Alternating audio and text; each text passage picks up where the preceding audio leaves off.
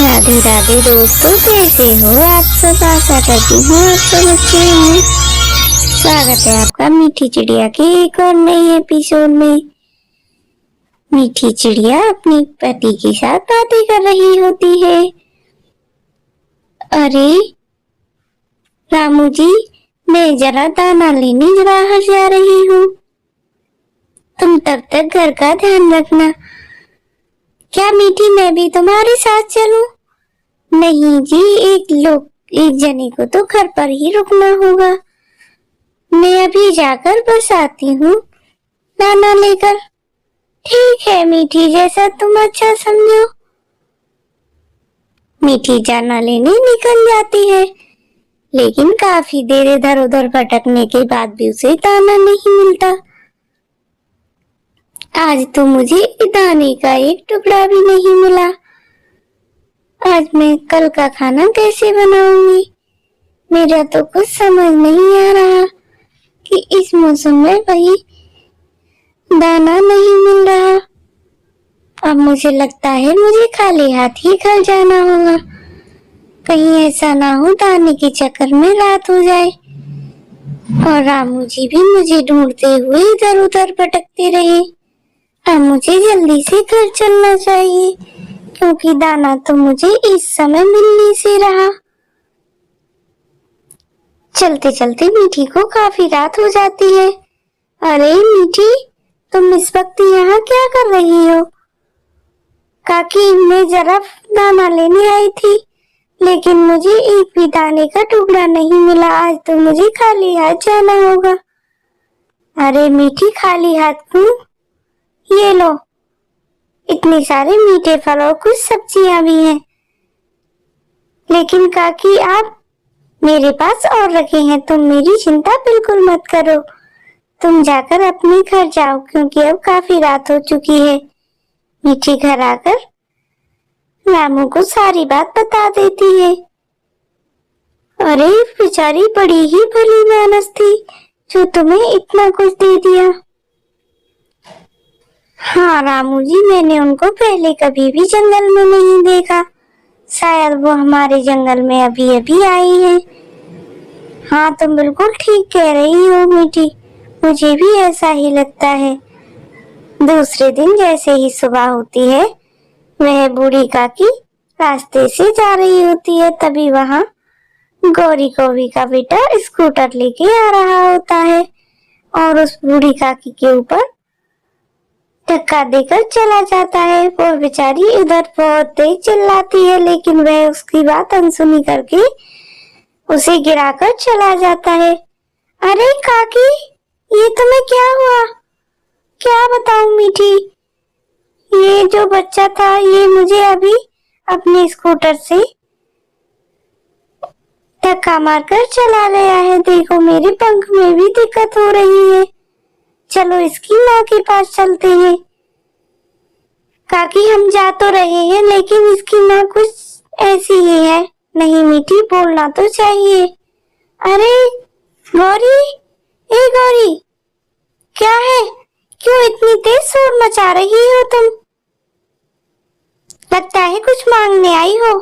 मेरे पास कुछ नहीं है खाने के लिए, तुम यहाँ से जा सकती हो। गौरी, मैं कुछ मांगने नहीं, तुम्हारे बेटे ने इनका स्कूटर से पंख पर लगा दी है, जरा उसे संभाल कर रखो। तुम मेरे बेटे की शिकायत लगाने मुझसे आई हो? चल, यहाँ से चली जाओ, वरना मैं तुम्हें अभी डंडे मारकर भगा दूंगी। वह बेचारी दोनों वहाँ से चली जाती है। काकी, तुम्हारे हाथ में तो काफी चोट लगी हुई है, आप अभी कुछ दिन मेरे घर पर चलो, मैं तुम्हारी सेवा करती हूँ। नहीं मीठी, मैं तुम्हारे पास इस तरह बोझ बनकर नहीं बैठ सकती। काकी, इसमें बोझ का कोई नहीं, चलो मेरे साथ। मीठी उसे अपने घर पर ले आती है और उसको अच्छे से बिठाकर रखती है, क्योंकि उसके पंख में जो लगी हुई थी। मीठी, तुम बहुत ही नेक दिल हो, तुम्हारा तो कहना ही क्या है। बस बस काकी, मुझे इतना भी चना के पेड़ पर मत चढ़ाओ। काकी तुम जाकर दूसरे कमरे में आराम करो, तब तक मैं अभी अपना काम निपटा कर आती हूँ। ठीक है मीठी। रामू जी, मैं उस काकी को घर लेकर आई हूँ क्योंकि कालू के बेटे ने उसके हाथ में बहुत तेल लगा दी है। हाँ मीठी, ये कालू का बेटा आजकल उस स्कूटर को लेके घूमता ही रहता है। कुछ देर बाद जैसे ही गौरी और रानू और मीठी बातें कर रही होती हैं, तभी फिर से कालू का बेटा आता है और रानू के ऊपर कीचड़ उछटाकर चला जाता है। रानू उसको खूब चिल्लाती है, लेकिन वो भला कहाँ सुनता है। गौरी उसे कुछ भी कहने से चिल्लाती है, तुम बिल्कुल भी कुछ मत कहो रानू, वरना वह अपनी माँ को जाकर बता देगा और उसकी माँ सबको मारने दौड़ती है।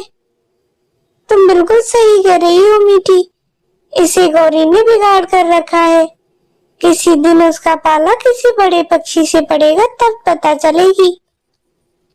लेकिन दूसरे ही दिन कालू का बेटा चील के बेटे के ऊपर मोटर बाइक चढ़ा देता है और चील का बेटा बहुत तेज जख्मी हो जाता है।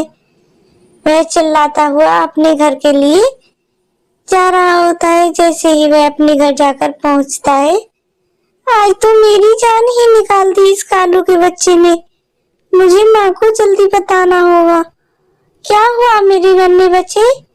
माँ, कालू के बेटे ने मेरे ऊपर मोटर बाइक चढ़ा दी है। अच्छा, उस कालू की इतनी मजाल? मैं अभी देखती हूँ उस कालू और उसकी माँ को। तुम बिल्कुल भी चिंता मत करो, आओ तुम मेरे साथ आओ, मैं उसे अभी बताती हूँ। चील अपने बच्चे को लेकर कालू के घर के लिए निकलती है। मुझे बताओ वह कहाँ मिलेगा? अभी तो मुझे उसका घर भी दिखाई नहीं दे रहा। अरे ओ गौरी, अरे ओ गौरी, बाहर निकल। लेकिन उससे पहले उसका बेटा कालू वहां आ जाता है और चील गुस्से में गर्म होकर उस पर दू कर मारने लग जाती है।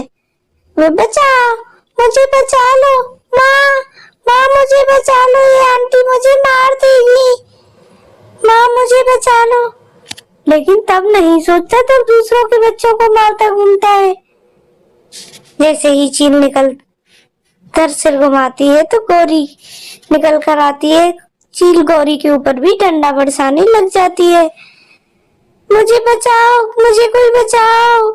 अब क्यों शोर मचा रही हो? पहले तो अपने बेटे को इतने सर पे चढ़ा रखा है कि वह कभी किसी को देखता ही नहीं। मुझे माफ कर दो चील बहन, आगे से ऐसा कुछ नहीं होगा, मैं तुम्हारे हाथ जोड़ती हूँ। अरे मुझे कोई बचाओ प्लीज। अब मैं भला तुमसे क्या कह रही हूँ जो इतना शोर मचा रही हो? लेकिन आगे से तुम्हारे बेटे ने अगर किसी के भी साथ ऊधम करने की कोशिश की तो मैं उसे जान से मार दूंगी, ये ध्यान रखना। तुम बिल्कुल भी चिंता मत करो, आज के बाद वह ऐसा कुछ नहीं करेगा। अरे मीठी, तुम कहाँ जा रही हो? कहीं नहीं काकी, उस गौरी के बेटे ने नाक में दम करके रखा हुआ है, इधर से उधर मोटर बाइक खूब घूमता फिर रहा था। तुम बिल्कुल भी चिंता मत करो, आज मैंने उसको ठिकाने लगा दिया है। लेकिन जैसे भी वह किसी और से बदतमीजी करे तो मुझे बता देना, मैं उसे चिंता नहीं छोड़ूंगी। मैंने उसे और उसकी माँ को सबक तो सिखा दिया है। सुना मीठी, चील काकी ने गौरी और उसके बेटे को खूब मारा है। अच्छा किया चील काकी ने, क्योंकि उसने हमको तो कुछ समझ ही नहीं रखा था। वह और उसकी माँ दोनों हमेशा गलत का ही साथ दिया करते थे, ना तो अपने बेटे की गलती मानती और ना ही उसे डांटती थी। क्यों मीठी, मैंने बिल्कुल सही कहा ना? हाँ गौरी, तुम बिल्कुल सही कह रही हो। वह हमेशा अपने बेटे को इसी तरह सर पर चढ़ा कर रखती है, कभी भी उससे मना नहीं करती, कितना भी ऊधम मचाए। शायद अब उसे होश आ जाए इतना पिटने के बाद। तभी वहां कालू का बेटा आकर उनसे माफी मांगने लग जाता है।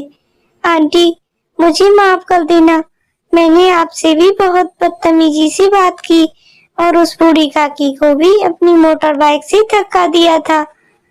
और गौरी, रानू आंटी, आप भी मुझे माफ कर देना, मैंने भी तुम्हारे ऊपर कीचड़ डाली थी, लेकिन आज के बाद मैं ऐसा कोई काम नहीं करूँगा। आप लोग मुझे इस बार बस माफ कर देना। ठीक है कालू, अगर तुम माफी मांग रहे हो तो अच्छी बात है। और आप लोग भी हमारे चैनल को सब्सक्राइब कर, लाइक कर, बेल आइकन जरूर दबाएं और कमेंट में राधे राधे लिखना बिल्कुल ना भूलें। राधे राधे।